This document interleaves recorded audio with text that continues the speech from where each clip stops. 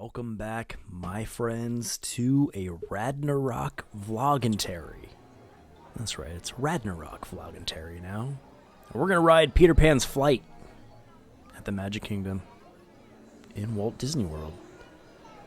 The family and I took a trip to Walt Disney World's Magic Kingdom back in May 2021.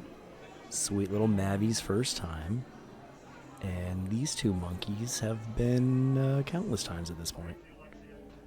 Peter Pan is a dark ride. I like it a lot.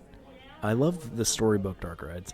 The queue in Walt Disney World at the Magic Kingdom, the queue is, you can get me with a queue. A good line queue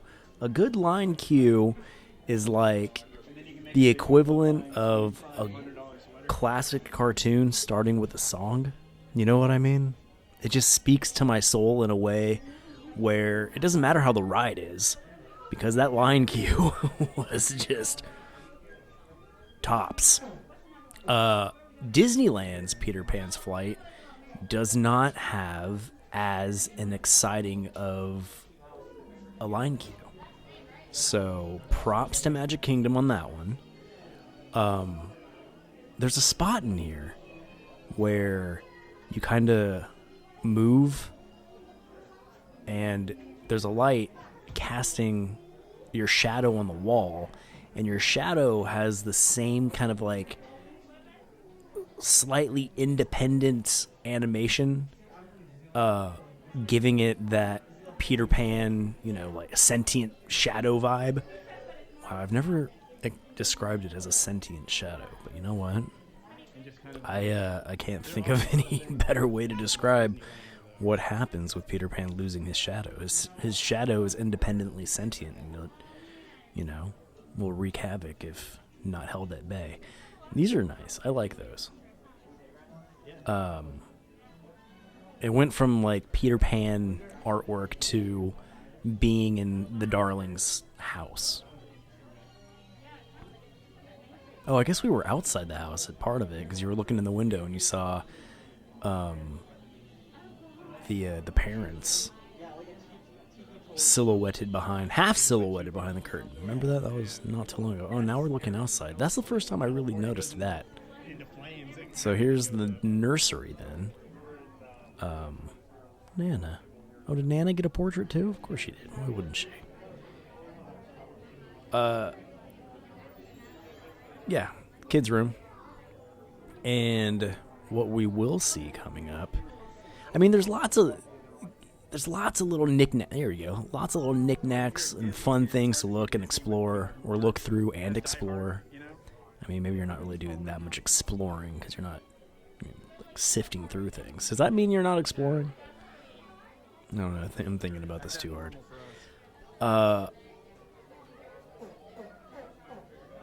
I just can't sing the praises of the line queue enough. Even watching this back, I'm getting kind of sucked into everything. I've noticed a couple things in this ride-along. Watching through this ride-along, I noticed some things that I've missed in person. Not only missed in person, but missed in editing this video together. Up there, there's a fun... I'm bummed I didn't get the shadow on the wall portion. I wonder why that didn't happen. Maybe in a later... A re-ride, I'll get to catch that. But I got Tinkerbell. That's pretty cool, huh? That's a lot of fun. I like that she is just a little dot. And it wasn't like an animated Tinkerbell flying around. Because that's how she looked in the movie. She was just the little dot fluttering around.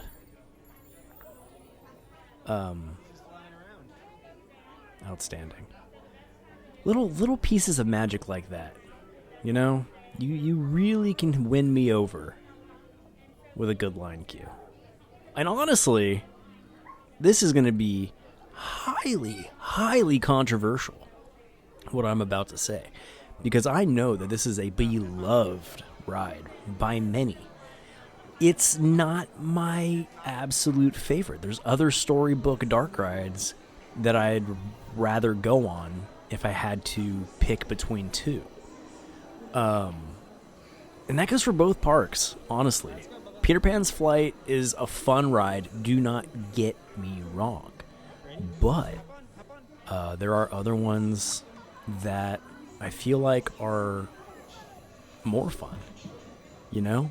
To say better isn't necessarily the right wording for it, but definitely I prefer, there are other ones I prefer.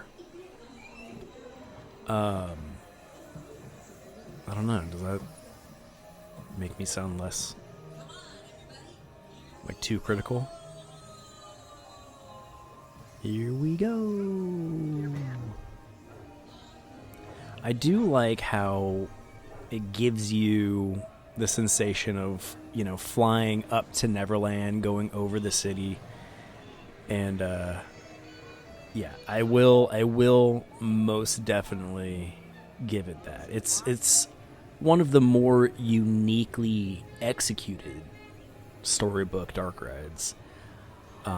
So I don't want my negative Nancy attitude previously to come off in a way where I'm not impressed. Of course I'm impressed. And we ride it every visit that we can. That's fun.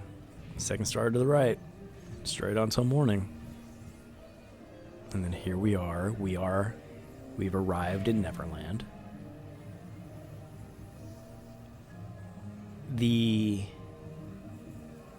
It's interesting to me that they included, or they haven't modernized maybe, the portion of this ride with the Indians. Now I say Indians because that's what they call them in the movie. One could argue that they are Native American, but my argument to that is they are native to Neverland. They're not native to America, so they're native Neverlandians.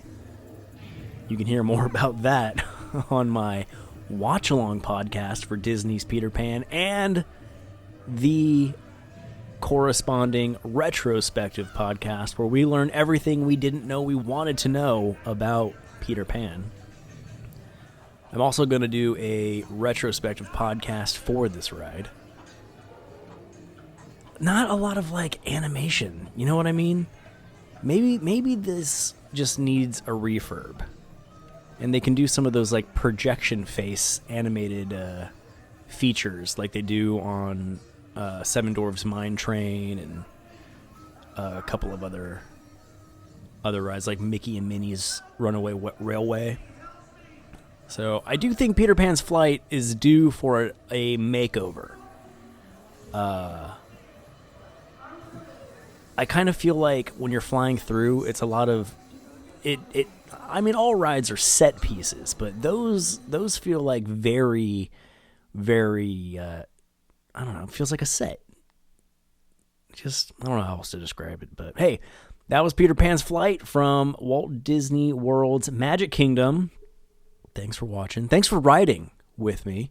You can catch the ride along and such at leallegacy.com.